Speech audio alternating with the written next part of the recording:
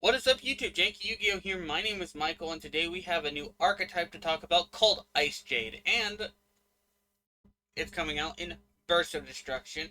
So, without further ado, let's just jump right into it. And it does say right here, though, that this served more as generic water support because a lot of the cards haven't been revealed. So we're gonna keep that in mind. So, Acty of the Icejade excuse me. It's a level 4 water aqua effect monster with 1,000 attack and 1,000 defense. If this card is normal or special summoned, you can send one water monster from your hand to the graveyard, draw one card. If a face-up water monster you control is destroyed by battle or by card effect, and this card is in your graveyard, you can banish this card, special summon one Icejade monster from your hand or graveyard, except for Acty of the Icejade. You can only use each of these effects once per turn. So, something to keep in mind is that, it does kind of fuel itself. It has to be in the graveyard itself. Uh, but it's going to go into the graveyard most of the time. Oh no, it's if any water monster and it's in your graveyard. But still, that's okay, because what that does is, um, you can obviously pitch another copy of itself to get in the graveyard. You can do all kinds of things to do that. Also, the first effect works very well with the Atlantean archetype because the Atlantean archetype wants to be sent as a cost. So, keep that in mind. That's a pretty good thing for this deck. Is maybe will be Atlantean Icejades, even though Atlantean mermaids, excuse me, are the better deck probably. But we'll have to wait and see to be sure. But my first impression is it's a fine card overall. Not bad, not very good. It's kind of mid tier. All right, next up is the Tinola of the Icejade, level 4 water aqua effect, 1,000 attack and 1,000 defense. And its first and second effects are hard ones for turns each. You can send one card from your hand and target one water monster in your graveyard. Send this face up. Send this card from face your send this card from your field to the graveyard, and if you do, special summon that target. Ugh. And then if a water monster is destroyed by battle or card effect, and this card is in your graveyard, you can banish this to summon one Icejade from your hand or graveyard, except for itself. That's okay. So the second effect is kind of the reoccurring theme, and then the first effect is kind of the unique effect.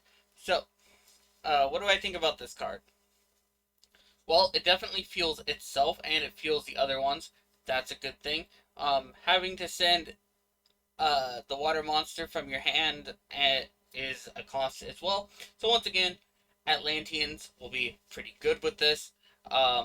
Unfortunately, these aren't sea serpents, and they aren't level 3s. And why does that matter, you might ask? Well, if they were, they would work with the Deep Sea Diva, but you could also, be a little cheeky and throw in Poseidra if you wanted to get a little bit more casual. But, as far as this card goes, it's not bad. Alright, it's fine. It's like the other one. It centers more around being good generic or decent generic water support. As a Icejade engine card, it kind of does the job of getting your Icejades in the graveyard, which is what you want. From at least from the first two cards, and so forth. So that's pretty interesting. Next up is, and apparently it's the last of the monsters, Tremolat of the Icejade. It's a level 5 water aqua effect, 1,500 attack and 1,500 defense. Also, all these cards can be searched with Gizmex. Forgot to mention that. So, what does this card do? You can send this card from your graveyard to the hand, or from your hand to the graveyard to special summon one water monster from your hand. And if a face-up water monster you control is destroyed by battle or by card effect, this card is in your graveyard, you can banish it, summon an Icejade monster from your hand or graveyard, except for another copy of itself, like the rest of them have. So this one's also just decent generic water support. It helps you get out any water monster period that you have in your hand that can be legally special summoned. So this can treat this can skip on tributing your monsters. You don't have to worry about these big monsters being stuck in your hand if you're throwing it in an archetype that if you're throwing in a water deck that has that issue.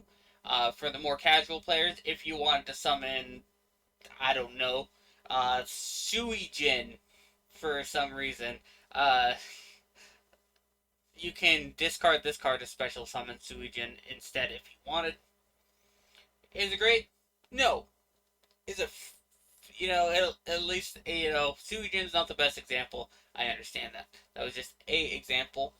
But overall, it's not bad support. I think it would be a little bit better is if you discarded this to summon any water monster back from your graveyard, because this would be a monster reborn for all water types, or for water monsters. It'd just be a water monster that you can just discard and summon, and that would be amazing. You wouldn't commit your normal summon or anything like that, and that would be great. But as far as cards go, this card's okay. It also sets itself up in the grave pretty easily as well, so you can summon out another Icejade. So, decent card overall.